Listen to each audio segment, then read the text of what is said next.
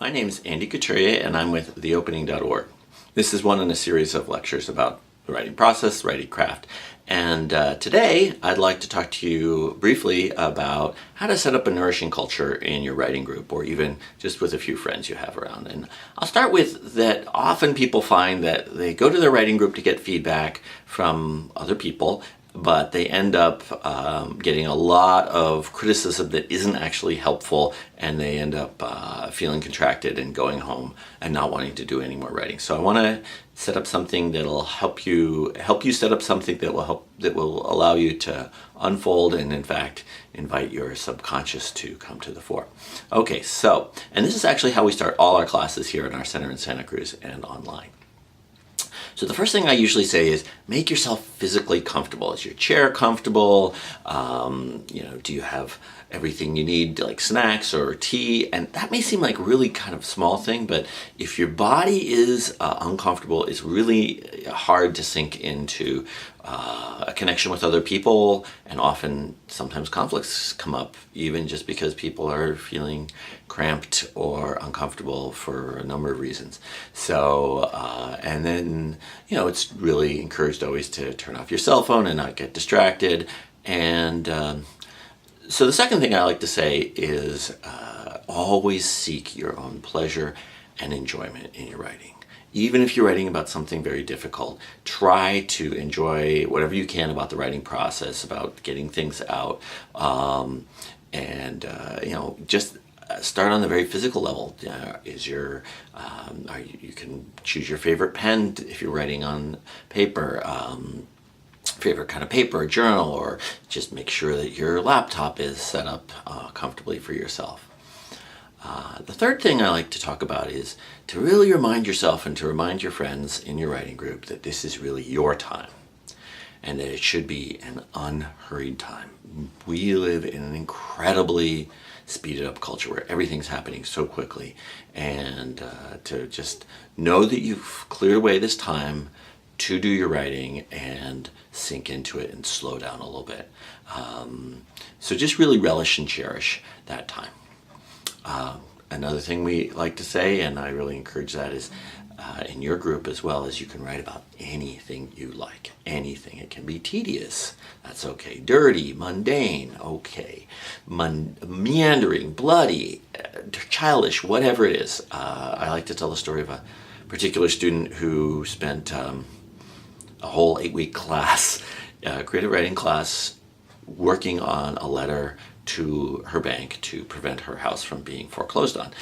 And I've always said that all writing is creative writing. There's a lot of word choice involved, there's a lot of, and there's high stakes there, so I don't want to separate that. So to really include every kind of writing, even if perhaps your friend is writing something that's not your style. If someone's writing a murder mystery and you find that too violent, or someone's writing abstract poetry and you've never really understood even non-abstract poetry, to really welcome everyone and try to just listen carefully and give them feedback, which we'll get into in a second, from what your true experience of it is without shutting them down. So you can write about anything you want. Now, the corollary to this is that you have full confidentiality in the room. And that's always nice, especially if it's your very first meeting, is just kind of saying, everyone has full confidentiality. You look around the room, make eye contact with each other. Just make an agreement on that and maybe even say it out loud if you feel comfortable with that. And that'll help you and your fellow writers take more risks. Because if you're writing along and you're thinking, this is the part where I'm kind of ashamed about what I did, or this is something about the narrator's body, who happens to have the same name as me, and I'm feeling very nervous about it. If you know that there's full confidentiality in the room, you're actually going to be able to take that risk and write what you need to write. But if you don't, then you're going to have that halter on you. You're going to be held back. So the other corollary to you can write about anything you want to write about is if you don't feel like reading to people, you can just pass. And you want to encourage each other to feel comfortable saying, I'm passing. Now, if in my classes, if someone says, I'm passing because it's really crappy writing, then you might get a little pushback from me. And the reason for that is you really want to welcome all kinds of writing. If you're feeling like it's too sensitive or emotional, you don't want to read it, that's great. But if you just are in a real self-judgment space, and again, this gets back to the feedback that we'll get into later. If you know that you're going to be supported and you know that you can ask for the kind of feedback you want, and if you don't want judgmental feedback, if you feel comfortable asking that and not afraid asking that, then you're actually going to be able to read things that you don't think are great. And you might find that there are parts about it that are actually stronger than you thought. Okay, but the only real unbreakable rule is kindness to others. And that is, I don't know, you sometimes hear people joking about kumbaya. Oh, now we have to do all kumbaya. And I don't know when that word became an insult. But the idea is that we can actually be kind to each other. That's not a bad thing. And I'm going to stand up and advocate for that. So, if someone's having a rough time, just send them some kindness. Don't try to tear people down. If, for example, their work is annoying or irritating to you, just don't say it. Be kind. Jettison any, this is another rule, jettison any thinking about what is good writing, especially with other people. You're not trying to, because actually if you say, this better be good, you're frankly making a situation in which you write poorly, because every word has got to be golden and it's got to be amazing. So I always encourage my students to get rid of any thoughts about competition, particularly, or good writing. That all of those comparative thoughts are just getting in the way of the subconscious mind coming to the fore, which is what this whole setup is about. The other thing about competition, if someone comes in there sort of swaggering and saying, well, my agent said that I shouldn't write such a popular book for the third time because the last one, first of all, it makes everyone else freeze. Second of all, it's usually coming from an insecure place on that person's part, and they're usually not swaggering, they're just sort of being defensive or closed down. So try to not get into a comparison space. Don't be like, oh my God, everyone else just wrote this really amazing thing and I can tell how terrible mine is. That's not going to help you write it any better. And you'll suffer. And it's not going to be good. Okay, so a few more points here. I always say that this writing class is different than an open mic. In an open mic, you're supposed to bring your best work. You're trying to impress people. Maybe people bought tickets. But when you read something to your writing group, it's not supposed to be your best work.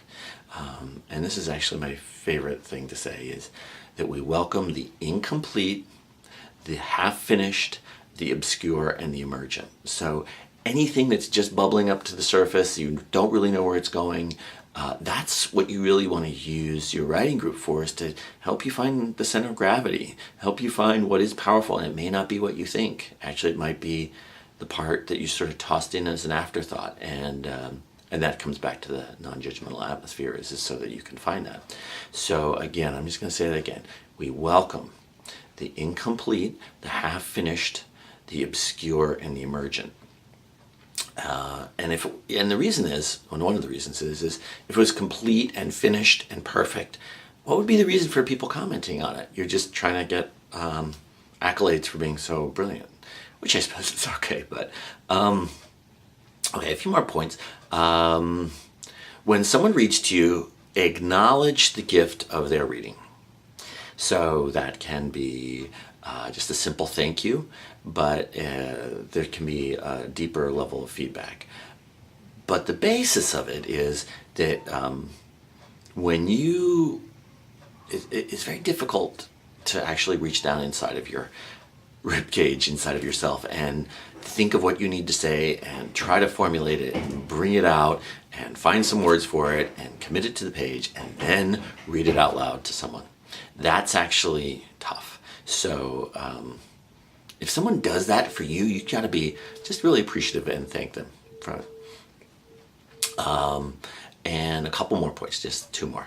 I always say our absolute keynote is kindness and non-evaluation of others. So your goal is to send the other people in your writing group home excited and eager to write more. So tearing them down for being trite and cliche is, unless they're specifically wanting to send something off to a publisher in next week and really need to know where you think it didn't work. If they don't invite that, that's not where you go. And I can talk a little bit more about that in a later video. And the last thing I like to say is generosity and kindness extends to every person in the room. And we often forget that we are in the room, that you are in the room. And so there's no need to have these negative disclaimers or preambles about the piece. And I'm sorry it's not as good as last time, or this is really disorganized, or this is just something I wrote today and please don't evaluate it. It's just all of that stuff. It doesn't help people enjoy your work anymore. It doesn't help you do anything except feel more insecure. It doesn't open people up anymore. And if you say, for example, oh, this is really disorganized, what's going to happen is the feedback you're going to get is going to be a more yes-no kind of feedback, whether was it disorganized? No, it wasn't so disorganized. Oh, yeah, it really was. As opposed to a more rich, three-dimensional kind of feedback that you might get. Okay, so that's some of our basic ideas in all of our writing classes, and these points are the points that I generally make at the beginning of all our writing classes, whether they're online or here in our center in Santa Cruz. If you'd like to find out more and get on our email update list, we send out tips and ideas about writing. Please go over to theopening.org. We send out 2 or 3 emails a month. We'll let you know about retreats as well. Sometimes there's discounts on classes, as well as you get a free article on writing from the intuitive mind. So thanks a lot for tuning in, and we'll talk to you next week. Bye.